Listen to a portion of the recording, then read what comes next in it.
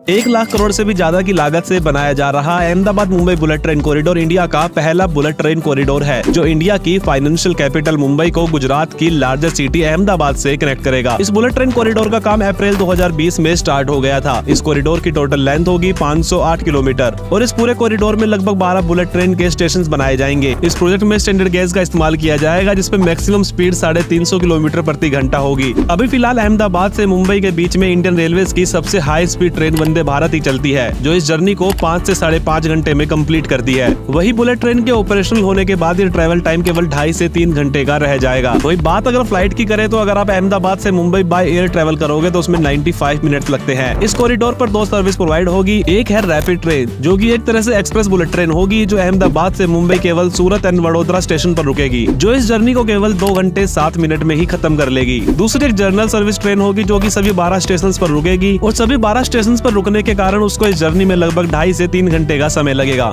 इस पूरे कॉरिडोर में दिन में 70 बुलेट ट्रेन की सर्विस होगी, जिसमें से 35 दोनों डायरेक्शन से होगी। इस कॉरिडोर में 12 स्टेशन होंगे, जिसमें से 8 स्टेशन गुजरात में होंगे, जिसमें साबरमती, अहमदाबाद, आनंद, वडोदरा, भरूच, सूरत और वापी शामिल है। वही 4 स्टेशन महाराष्ट्र में होंगे, जिसमें बोईसर, विरार, थाने और मुंबई होगा। इस पूरे कॉरिडोर का 460 किलोमीटर का हिस्सा वाइडक्ट होगा, 25 किलोमीटर टनल से होकर गुजरेगा, 12.9 किलोमीटर कट एंड फिल होगा, वही 9.2 किलोमीटर के ब्रिजेस होंगे। इस कॉरिडोर का 7 किलोमीटर का पार्ट अंडर सी भी होगा। इन सभी ब्रिजेस, वाइडक्ट और टनल के डिजाइन को दिल्ली, मुंबई और जापान बेस्ड इंजीनियर्स ने बनाया है। एंड इस प्रोजेक्ट के लिए इंडिया को जापान ने 0.1% के इंटरेस्ट रेट पे 1.5 ट्रिलियन जापानीज येन का लोन भी दिया है। 20% ऑफ कंपोनेंट जो इस कॉरिडोर में इस्तेमाल होंगे वो सप्लाई जापान से होंगे और मैन्युफैक्चर्ड इंडिया में होंगे। इस पूरे कॉरिडोर पर 24 रेड E5 सीरीज की शिनकानसेन जापानीज ट्रेन को चलाया जाएगा, जिसमें से 6 को इंडिया में ही असेंबल किया जाएगा और इन ट्रेन को इंडियन वेदर के हिसाब से मॉडिफाई भी किया जाएगा। फॉर एग्जाम्पल, जो शिनकानसेन जापान में ऑपरेशनल है वो 35 डिग्री सेल्सियस तक ऑपरेट की जा सकती है, वही इंडियन शिनकानसेन को 50 डिग्री सेल्सियस से ज्यादा ऑपरेट किया जा सकता है। इन सभी बुलेट ट्रेन के अंदर 10 से 16 कोचेज होंगे, जिनकी सीटिंग कैपेसिटी 1300 से 1600 पैसेंजर्स तक होंगी।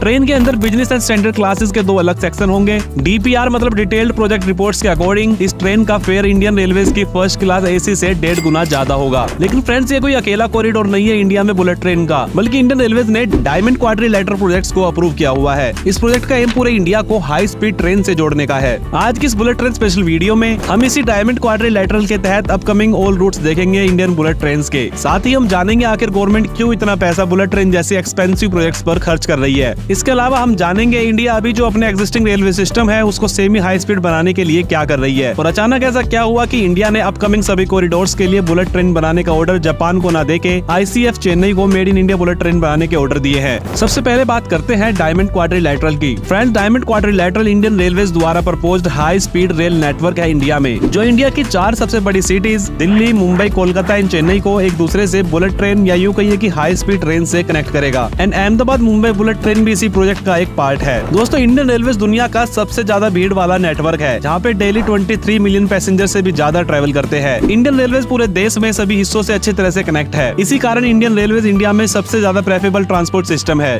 इसी ट्रांसपोर्ट के मोड में सबसे बड़ा improvement Indian railway Indian bullet train को लाकर करने वाला है। इस पूरे प्रोजेक्ट में 6 कॉरिडोर बना के पूरे इंडिया को बुलेट ट्रेन से कनेक्ट किया जाएगा और इस कॉरिडोर से 15 स्टेट डायरेक्टली एक दूसरे से हाई स्पीड रेल के थ्रू कनेक्ट हो जाएंगे, जिसमें दिल्ली, महाराष्ट्र, वेस्ट बंगाल, तमिलनाडु, कर्नाटका, तेलंगाना, गुजरात, आंध्र प्रदेश, उत्तर प्रदेश, बिहार, उड़ीसा, राजस्थान, झारखंड, पंजाब, हरियाणा शामिल है। इंडिया के बुलेट ट्रेन का फर्स्ट रूट होगा Delhi Mumbai corridor. And friends, Ahmedabad Mumbai corridor जो अभी अंडर कंस्ट्रक्शन है वो भी इसी कॉरिडोर का पार्ट है। इस रूट के अलाइनमेंट की बात करें तो ये रूट स्टार्ट होगा नई दिल्ली से और द्वारका होते हुए हरियाणा में एंट्री करेगा। उसके बाद ये गुरुग्राम, रेवाड़ी होते हुए राजस्थान के जयपुर, किशनगढ़, अजमेर, भिलवाड़ा, नाथद्वारा, उदयपुर होते हुए गुजरात के हिम्मतनगर, साबरमती, अहमदाबाद, आनंद, वडोदरा, भरूच, सूरत और वापी के रास्ते महाराष्ट्र के बोईसर, विरार, थाने, मुंबई को कनेक्ट करेगा। इस पूरे कॉरिडोर को लगभग 2 सेक्शन में बनाया जाएगा, फर्स्ट अहमदाबाद से मुंबई एंड सेकंड दिल्ली से अहमदाबाद। दोस्तों, इस प्रोजेक्ट का सेकंड रूट होने वाला है दिल्ली कोलकाता कॉरिडोर। इस कॉरिडोर में बुलेट ट्रेन दिल्ली से उत्तर प्रदेश और बिहार के रास्ते कोलकाता तक जाएगी, जिसमें न्यू दिल्ली, अलीगढ़, आगरा, कानपुर, लखनऊ, सुल्तानपुर, वाराणसी, बक्सर, गया, पटना, दरभंगा, धनबाद, आसनसोल, बर्दवान, हावड़ा जैसे स्टेशन होंगे। ये कॉरिडोर दिल्ली से कोलकाता के बीच के ट्रैवल टाइम को काफी हद तक कम करने का कार्य करेगा, जिसमें 1500 किलोमीटर का सफर केवल 5 घंटे में कंप्लीट हो जाएगा। अकॉर्डिंग टू ब्रिटिश कंपनी मोट मैकडोनल्ड जो प्रोजेक्ट की फिजिबिलिटी स्टडीज कर रही है, इस प्रोजेक्ट को बनाने में लगभग लगभग 5 ट्रिलियन इंडियन रुपीस का खर्च आएगा। इस रूट पे जो ट्रेन की स्पीड होगी वो आराम से 200 से 320 किलोमीटर तक जाएगी। इस पूरे प्रोजेक्ट की फिजिबिलिटी रिपोर्ट अक्टूबर 2020 में इंडियन रेलवेज को सबमिट हो चुकी है एंड NHSRCL द्वारा इस रूट का सर्वे जनवरी 2021 में किया जा चुका है। डायमंड क्वाड्रिलेटरल के अंतर्गत नेक्स्ट रूट होगा मुंबई चेन्नई कॉरिडोर। ये रूट महाराष्ट्र की कैपिटल सिटी मुंबई को तमिलनाडु की कैपिटल सिटी चेन्नई से कनेक्ट करेगा। इस रूट के अलाइनमेंट की बात करें तो ये नवी मुंबई, लोनावला, पुणे, सोलापुर, गुलबर्गा, रायचूर, गुंटाकल, कडपा, तिरुपति के रास्ते चेन्नई से कनेक्ट करेगा। इसके अलावा दोस्तों इस कॉरिडोर में बेंगलोर के पास एक अलग से इंटरचेंज बनाया जाएगा जो एक अलग बुलेट ट्रेन कॉरिडोर का होगा और ये कॉरिडोर होने वाला है चेन्नई से मैसूर के बीच में और इस कॉरिडोर का नाम होगा Chennai Mysore high speed rail corridor. इस सेपरेट लाइन पर अलग से नो स्टेशन होंगे। इस हाई स्पीड रेल लाइन की जो एग्जिस्टिंग रेलवे लाइन है इसके साथ ही बनाया जाएगा। इस प्रोजेक्ट का नेक्स्ट रूट होगा कोलकाता चेन्नई कॉरिडोर। अलाइनमेंट की बात करें तो हावड़ा हल्दिया होते हुए उड़ीसा में एंट्री करेगा, वहां से कटक, भुवनेश्वर, विजयनगरम, विशाखापट्टनम, राजमुंद्री, इलूरू के रास्ते तमिलनाडु के चेन्नई को कोलकाता से कनेक्ट करेगा। ये पूरा रूट ऑलमोस्ट 2000 किलोमीटर का होगा। इसी तरह डायमंड क्वाड्रिलेटरल प्रोजेक्ट का नेक्स्ट प्रपोज रूट होगा दिल्ली चेन्नई कॉरिडोर। वैसे तो Delhi Mumbai high speed rail corridor and फिर वहां से मुंबई चेन्नई कॉरिडोर के थ्रू दिल्ली से चेन्नई कनेक्ट हो जाते हैं, लेकिन फ्रेंड्स इंडिया के सेंट्रल रीजन को बुलेट ट्रेन से कनेक्ट करने के लिए अलग से कॉरिडोर को बनाया जाएगा। और अगर बात इस रूट के अलाइनमेंट की करें तो ये नई दिल्ली से स्टार्ट होकर आगरा, ग्वालियर, गुना, भोपाल, इटारसी, बैतूल, नागपुर, निजामाबाद, हैदराबाद, विजयवाड़ा, ओंगोले होते हुए चेन्नई तक जाएगा, जिससे महाराष्ट्र, उत्तर प्रदेश एंड मध्य प्रदेश के रीजन अच्छे से हाई स्पीड रेल के थ्रू कनेक्ट हो जाएंगे। डायमंड क्वाड्रिलेटरल का लास्ट एंड फाइनल रूट होगा Mumbai Kolkata corridor. Yes friends, ये कॉरिडोर भी इंडिया के बीच से क्रॉस करेगा। इसके अलाइनमेंट की बात करें तो थाने, नासिक, औरंगाबाद, अकोला, नागपुर, दुर्ग, रायपुर, बिलासपुर, रोलकेला, खड़गपुर होते हुए हावड़ा तक जाएगा। इन सभी कॉरिडोर के चलते ऑलमोस्ट इंडिया की सभी बड़े शहर एक दूसरे से हाई स्पीड ट्रेन के थ्रू कनेक्ट हो जाएंगे। लेकिन देश के कुछ और इंपॉर्टेंट रीजन को इस डायमंड क्वाड्रिलेटरल से कनेक्ट करने के लिए नेशनल रेल प्लान ने कुछ एडिशनल रूट्स को भी प्लान किया है। इसमें फर्स्ट रूट है दिल्ली से हरियाणा के पानीपत, अंबाला होते हुए चंडीगढ़ तक एंड वहां से फिर अमृतसर होते हुए जम्मू तक हाई स्पीड रेल कॉरिडोर बनाना, जो जम्मू, पंजाब, हरियाणा को इस पूरे कॉरिडोर से कनेक्ट करेगा। इसके अलावा नेक्स्ट एडिशनल कॉरिडोर होगा लखनऊ से अयोध्या तक। भारत के नॉर्थ ईस्ट रीजन को भी कनेक्ट करने के लिए पटना से भारत की चिकन नेक कही जाने वाली सिलीगुड़ी कॉरिडोर के थ्रू गुवाहाटी तक भी हाई स्पीड रेल कॉरिडोर को बनाया जाएगा। इनके अलावा कुछ हाई स्पीड रेल नेटवर्क ऐसे भी डेवलप किए जाएंगे जिनकी ऑपरेशनल स्पीड 300 प्लस ना होकर 200 से 250 किलोमीटर प्रति घंटा ही होगी, जिसमें साबरमती से राजकोट तक हाई स्पीड ट्रेन एक कॉरिडोर है। इसके अलावा नासिक से पुणे तक भी हाई स्पीड रेल कॉरिडोर इसी तरह का प्रपोज्ड है। और इस कॉरिडोर की खास बात यह होने वाली है कि ये मुंबई कोलकाता एंड मुंबई चेन्नई वाले ट्रैक को महाराष्ट्र के बीच से जोड़ेगा। इसके अलावा नेक्स्ट कॉरिडोर होगा सिल्वर लाइन के rail network. The silver line एक proposed high speed rail line है जो इंडिया के केरला स्टेट के तिरुवनंतपुरम को कासरगोड से कनेक्ट करेगी। इस लाइन पे चलने वाली ट्रेन की जो मैक्सिमम स्पीड है वो 220 किलोमीटर प्रति घंटा होगी, लेकिन इसको 200 किलोमीटर प्रति घंटे पे ही ऑपरेशनल किया जाएगा। ये रेल लाइन 532 किलोमीटर की डिस्टेंस को 4 घंटे से भी कम में कवर कर लेगी, जबकि अभी इस डिस्टेंस को कवर करने में 10 से 12 घंटे तक का समय लगता है। इस रूट के अलाइनमेंट की बात करें तो अलाइनमेंट आपके सामने आपकी स्क्रीन पे है, आप पॉज करके आराम से देख सकते हो। लगभग 66,000 करोड़ की लागत से बनने वाले इस कॉरिडोर में रोजाना 67,740 पैसेंजर्स के ट्रैवल करने की उम्मीद है। अगर इस कॉरिडोर को भी डायमंड क्वाड्रिलेटरल से कनेक्ट कर दिया जाए तो ये केरल को भी देश के बाकी हिस्सों से हाई स्पीड रेल के थ्रू कनेक्ट कर देगा। फ्रेंड्स, ये high speed rail corridors India के अब तक के सबसे बड़े एक्सपेंसिव मेगा प्रोजेक्ट्स में से एक है, जिसके कंप्लीट करने में इंडिया को काफी प्रॉब्लम्स फेस करनी पड़ सकती है, जिसमें लैंड इक्वेशन जैसे इशू सामने आएंगे। साथ ही फाइनेंशियल इशू भी इंडिया को इन प्रोजेक्ट्स को कंप्लीट करने में आने वाले हैं। इन सभी कॉरिडोर में सबसे पहले हमें अहमदाबाद से मुंबई कॉरिडोर पर बुलेट ट्रेन देखने को मिलेगी, जिसके बारे में हम पहले ही डिस्कस कर चुके हैं। अब बात करते हैं आखिर गवर्नमेंट ऑफ इंडिया क्यों इतना पैसा इतने एक्सपेंसिव मेगा प्रोजेक्ट्स पर खर्च कर रही है। लेकिन पहले देखते हैं इंडियन रेलवेज ने कब कब जरूरत पड़ने पर अपनी स्पीड को इंक्रीज किया है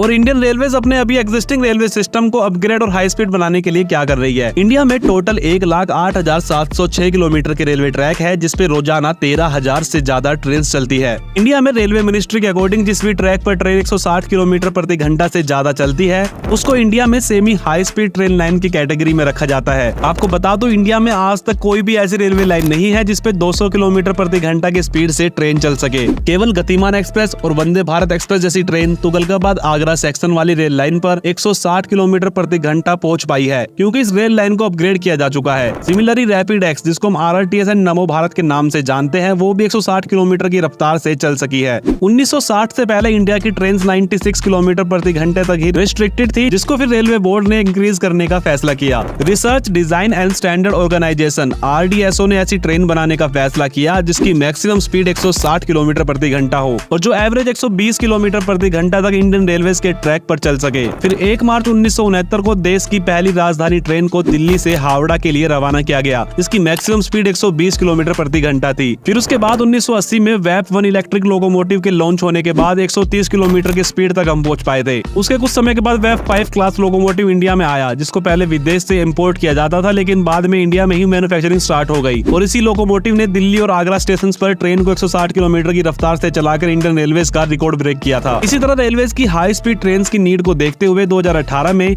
integral coach factory in Chennai से वंदे भारत को देश के लिए लाया गया जो आराम से 160 किलोमीटर प्रति घंटा की रफ्तार से रन हो सकती थी।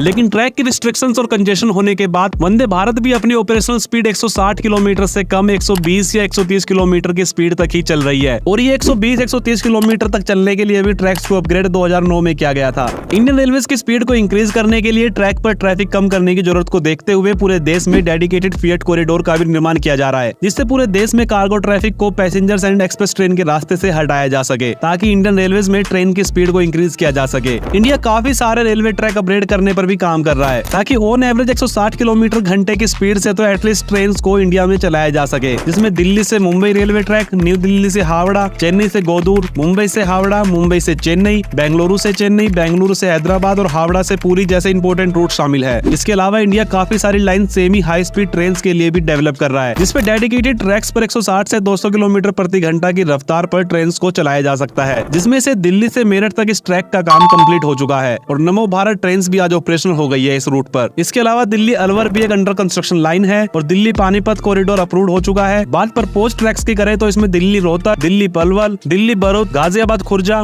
गाजियाबाद हापुड़, दिल्ली जेवर, हैदराबाद विरंगल, हैदराबाद विजयवाड़ा ट्रैक शामिल है। लेकिन स्टिल ये सभी प्रोजेक्ट अगर कंप्लीट हो जाए तो भी इंडिया जैसी बड़ी और हाई पॉपुलेशन कंट्री की स्पीड की रिक्वायरमेंट्स को ये फुलफिल नहीं कर सकते और ना ही इन सभी ट्रैक्स को हम हाई स्पीड ट्रैक्स कंसीडर कर सकते हैं, क्योंकि वर्ल्ड स्टैंडर्ड पर 200 से 250 किलोमीटर प्रति घंटा से ज्यादा की स्पीड को हैंडल कर पाने वाले ट्रैक्स को ही हाई स्पीड ट्रैक्स कंसीडर किया जाता है। और वही इंडिया में आज तक अगर दिल्ली मेरठ कॉरिडोर को छोड़ दिया तो सेमी हाई स्पीड के ट्रैक्स तक भी नहीं है। लेकिन दूसरी साइड जापान में 1964 से ही हाई स्पीड ट्रेन ट्रैक्स है। ना सिर्फ जापान बल्कि हमारे पड़ोसी देश चीन में भी दुनिया का सबसे बड़ा हाई स्पीड रेल कॉरिडोर है, वो भी 20 से 25 साल पहले से। इसके अलावा इंडोनेशिया में भी आज high speed rail corridor operational है। इन सब के अलावा Austria, Denmark, Netherlands, Norway, Poland, Taiwan, United kingdom जैसे काफी कंट्रीज के अंदर स्टैंडर्ड गेज मौजूद है और वहाँ पर अभी हाई स्पीड ट्रेन ऑपरेशनल है। स्टैंडर्ड गेज रेल की उन ट्रैक्स को कहा जाता है जो हाई स्पीड ट्रेन की स्पीड को हैंडल करने में कैपेबल होते हैं। इन सभी कंट्री की तरह इंडिया को भी आज हाई स्पीड ट्रेन की काफी जरूरत है और इन्हीं जरूरतों को ध्यान में रखते हुए 2009 और 10 के रेल बजट में पहली बार मुंबई से होते हुए पुणे और अहमदाबाद तक बुलेट ट्रेन चलाने की फिजिबिलिटी स्टडी हुई थी और उस समय की स्टडी में इस रूट की स्पीड को 350 किलोमीटर प्रति घंटा ही रखा गया था। उस स्टडी में लोनावला, मुंबई, पुणे, सूरत, बुरुज, वडोदरा, अहमदाबाद में बुलेट ट्रेन स्टेशन बनाना प्रपोज हुआ था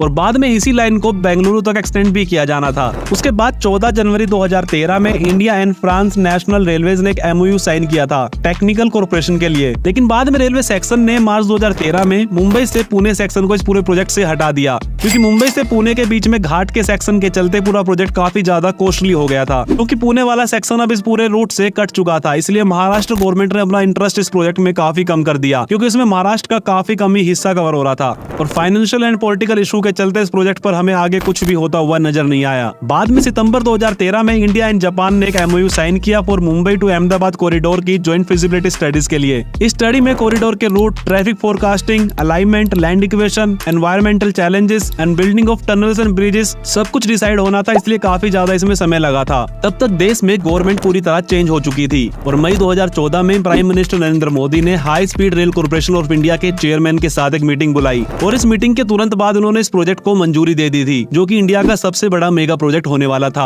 आप में से काफी लोगों के सवाल होते हैं, आखिर इंडिया को इतने एक्सपेंसिव प्रोजेक्ट्स की जरूरत ही क्या है और बुलेट ट्रेन का जो किराया है वो भी इतना महंगा होगा कि थोड़ा पैसा और मिलाकर आप बाय एयर ट्रेवल कर सकते हैं।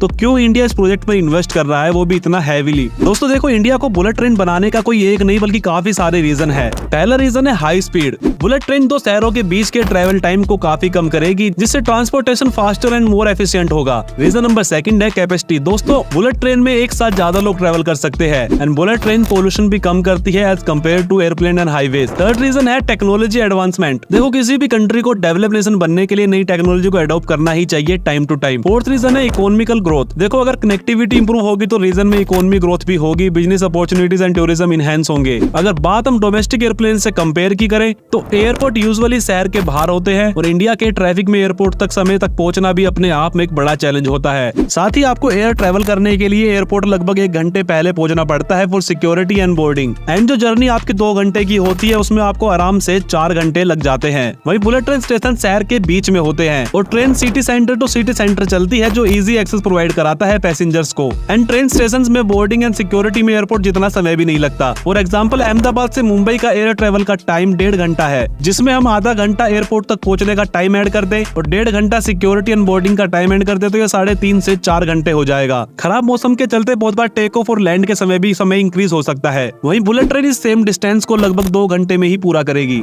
दूसरा एग्जांपल समझते हैं मुंबई अहमदाबाद लाइन के बीच में पड़ने वाले छोटे शहरों से, जैसे आनंदा, बिल्लीमोरा, वापी, जहाँ पे एयरपोर्ट की सुविधा ही नहीं है। तो उनके लिए बुलेट ट्रेन एक नया फास्टेस्ट वे ऑफ ट्रांसपोर्टेशन होगा, क्योंकि प्लेन्स तो सभी मेजर सिटीज में रुक रुक कर फ्लाई कर नहीं सकता, लेकिन बुलेट ट्रेन मैक्सिमम सभी इंपोर्टेंट सिटीज को कवर करते हुए चलेगी। Punctuality. Bullet train generally less affected होती है वेदर कंडीशन से as compare to airplanes. Like bad weather conditions में फ्लाइट के कैंसिल होने के चांस ज्यादा होते हैं, जबकि बुलेट ट्रेन में वेदर का कोई ज्यादा मेजर इफेक्ट नहीं पड़ता। दूसरा, बुलेट ट्रेन ज्यादा कंफर्ट होती है as compare to airplane. More spacious seating होती है बुलेट ट्रेन के अंदर। लगेज पे भी कोई बहुत ज्यादा ऐसी पाबंदियां नहीं होती। Bullet train existing public transport network के साथ इंटीग्रेट इजिली कर सकती है। Like metro station, railway station and bullet train station को एक दूसरे से कनेक्ट करना सिटी के बीच में इजी होता है, जबकि मैं पहले ही बता चुका हूँ कि एयरपोर्ट यूजुअली सिटी से काफी ज्यादा बाहर होते हैं। अब बात करते हैं आखिर क्यों इंडिया अपनी खुद की made in India bullet train बना रहा है। दरअसल दोस्तों अभी तक इंडिया शिंकानसेन बुलेट ट्रेन की जापानीज टेक्नोलॉजी यूज करने वाला था, लेकिन एज वी डिस्कस इंडिया में कोई ये अहमदाबाद मुंबई वाला ट्रैक सिंगल ट्रैक नहीं होने वाला। इंडिया का प्लान पूरे देश के सभी कोनों को बुलेट ट्रेन से कनेक्ट करने का है और ऐसे में इंडिया को चाहिए होंगे सैकड़ों बुलेट ट्रेन। और कोई भी कंट्री हमेशा दूसरी किसी कंट्री पे डिपेंड रहना नहीं चाहती। जितना टाइम इन सब कॉरिडोर को बनाने में लगेगा उतना ही टाइम इंडिया को made in India bullet train को डेवलप करने में भी लगेगा। इसीलिए इंडिया अपनी खुद की made in India bullet train बनाने की सोच रहा है और उम्मीद है कि इन बुलेट ट्रेन को देश में बनने वाले अपकमिंग हाई स्पीड कॉरिडोर्स में इस्तेमाल किया जाएगा। और कुछ रिपोर्ट्स ये भी इंडिकेट करती है कि इन बुलेट ट्रेन्स को एक्सपोर्ट भी किया जाएगा। हो सकता है जितने भी छोटे हाई स्पीड रेल कॉरिडोर को इंडिया बना रहा है उन सभी छोटे कॉरिडोर पर in made in India bullet train को ही चलाया जाए, या फिर इंडिया जो सेमी हाई स्पीड ट्रेन के ट्रैक्स को डेवलप कर रहा है वहाँ पर भी इनको चलाए जाने की उम्मीद है। तो दोस्तों मैं उम्मीद करता हूँ बुलेट ट्रेन से जुड़े हुए सारे डाउट आपको आज की इस वीडियो में क्लियर हो गए होंगे। अगर आपको ये वीडियो पसंद आई है तो वीडियो को लाइक करना और अभी तक अगर आपने हमारे चैनल को सब्सक्राइब भी नहीं किया है तो प्लीज मेरे चैनल को सब्सक्राइब भी करें।